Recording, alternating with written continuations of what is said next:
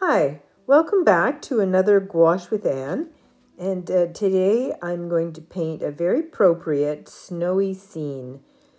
This is in our local park, and they have put down cross-country ski tracks for the last few years. And it's just wonderful because I cross-country ski, and I can literally walk out the door with my boots on and my skis in hand, and 6 minutes later I'm in this park. And so it's wonderful being able to do that. I love painting shadows that are cast onto snow. It's such a nice contrast because it's so distinct. You've got the white of the snow and quite blue purple of the shadows. I wasn't exactly sure how I was going to start this painting. I had a few ideas. One was to go for the darks and then put in all the lights after. And what I ended up deciding to do was put in the lights first, and then I'll put the darks on top. So this is more, in a way, this is more like a traditional watercolor.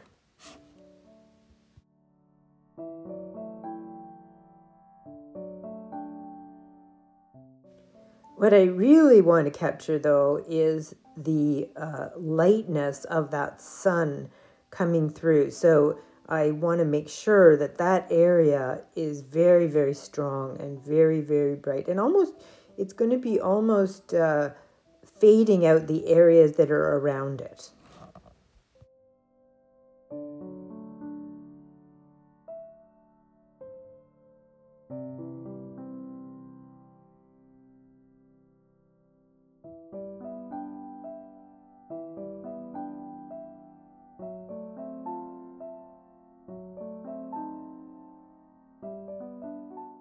So I want the middle ground to have some different shades, and I want it still to be of mid value, so I don't want it to be too dark, and because I'm going to be putting the trees over top of it, so I'll make sure that I keep it in that range.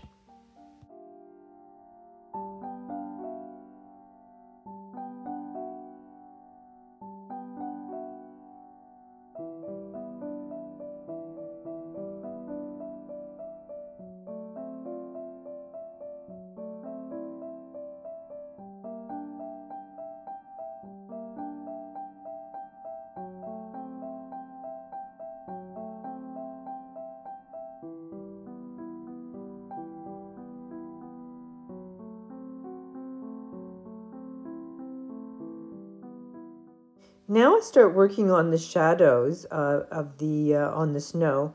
It took me a little while to figure out what color I was going to use. I knew I was going to do blue, but should I go gray blue or should I go purpley blue? So in the end, I decided I wanted to do them quite a strong blue with a little bit of purple in them, and I think it turned out nicely.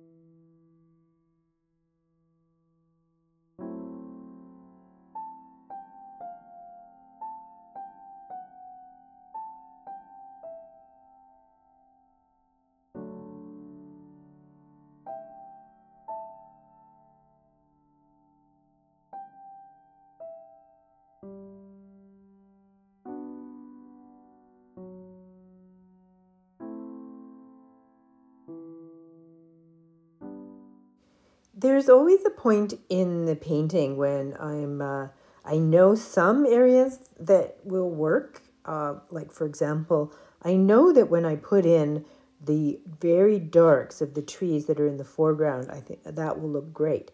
But in this area that I'm working on right now, I'm not exactly sure how I'm going to tackle it. So I sometimes have to step back and think about what am I trying to do here? How light do I want it to be?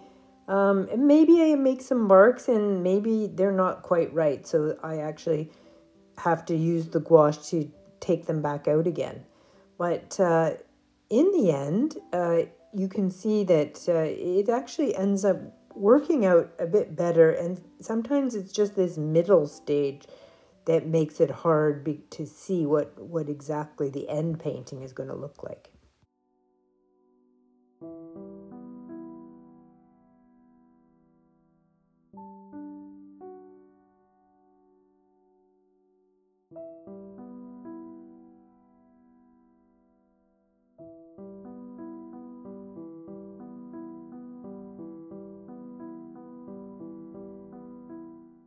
Now that I started putting in the very dark darks of the trees in the foreground, you can see what a contrast that is. The middle ground really recedes, and the fact that it's mid-value is really important to get those dark trees in the foreground to stand out.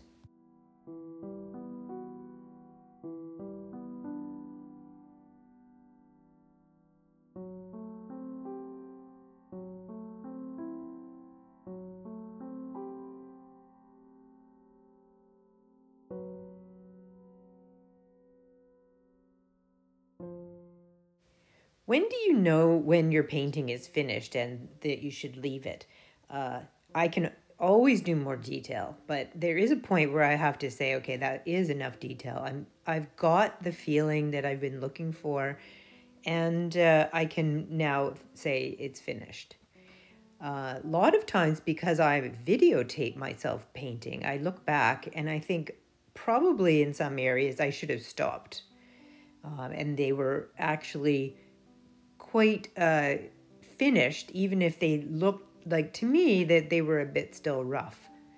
But so I think one of the takeaways is that it's good to leave your painting, let it sit, come back to it, and sometimes then that's all it takes, and you come back and you think, well, I'm not really sure what I was going to do next because it looks fine to me.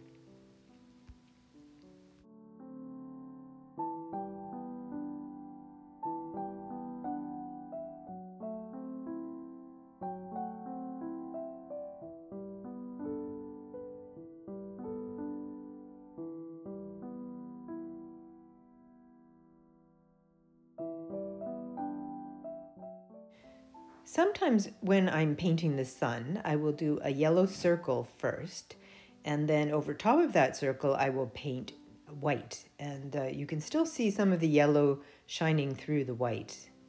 I find that this helps to make the sun very bright.